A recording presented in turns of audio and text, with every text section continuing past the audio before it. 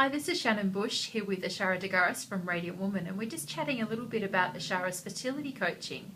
Now, Ashara, you have a really interesting perspective on the impact of emotions and past experiences on a woman's fertility. Can you tell us a little more about that?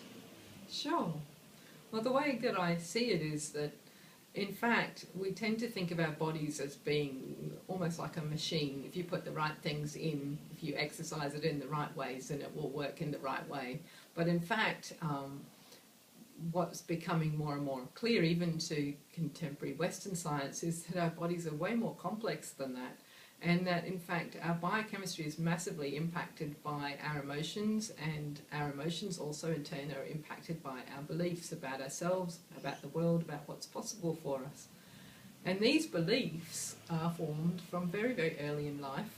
Some of them are formed even in utero before we're born, or through our birth experiences, but also through the experiences we have growing up. And as women, we have a whole bunch of beliefs about what it means to be a woman, what it means to be in our particular body, what it means to be a woman of our family line.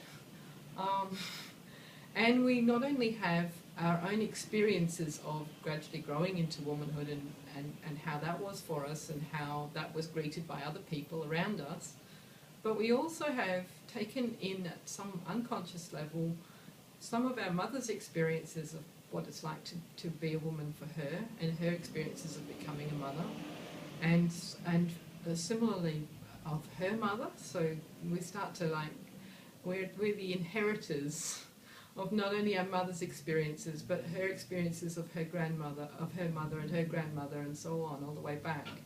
And these cumulative experiences that come down through families can really give us an impression of what isn't possible, which we can then make decisions about as a young person, and not even remember that we've made these decisions. So as a teenager, reaching the point of becoming sexually active for the first time, we may decide that we really like our mother. We may decide that it's really important to us not to become like our mother. And we may make some unconscious assumptions about how that relates to pregnancy, having babies, even having sex. And so we then actually form some beliefs about who we are based on those experiences, that some of which are not even our own. And those beliefs in turn will influence how we respond to our environment later in adult life. So when we come to actually choose a mate, when we start to look at having a baby, and when we respond to the information coming in from around us and other people's attitudes and expressed opinions about it, they're all going to be filtered through our beliefs about who we are and what's possible for us and how the world works. And then in turn they'll create particular emotions. And those emotions, we know that our emotions influence our biochemistry. So it makes sense to me,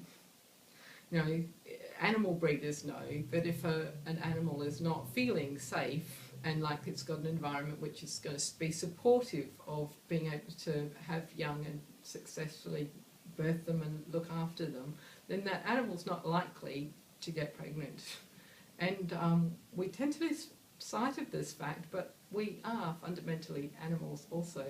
And at an instinctive level, even without our conscious thought, something inside us is constantly weighing up whether or not we should prioritise fertility or survival right now.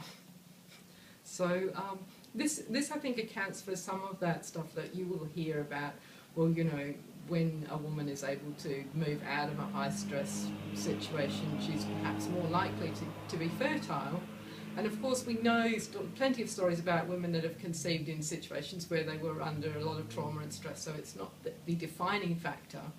But if you're trying to give yourself the optimum start on getting pregnant and things maybe haven't been going quite as smoothly as you hoped they would, well, it makes sense to me that you would be looking for anything that you can easily do that doesn't involve injecting yourself with chemicals or whatever, but that might actually increase your odds of being more fertile.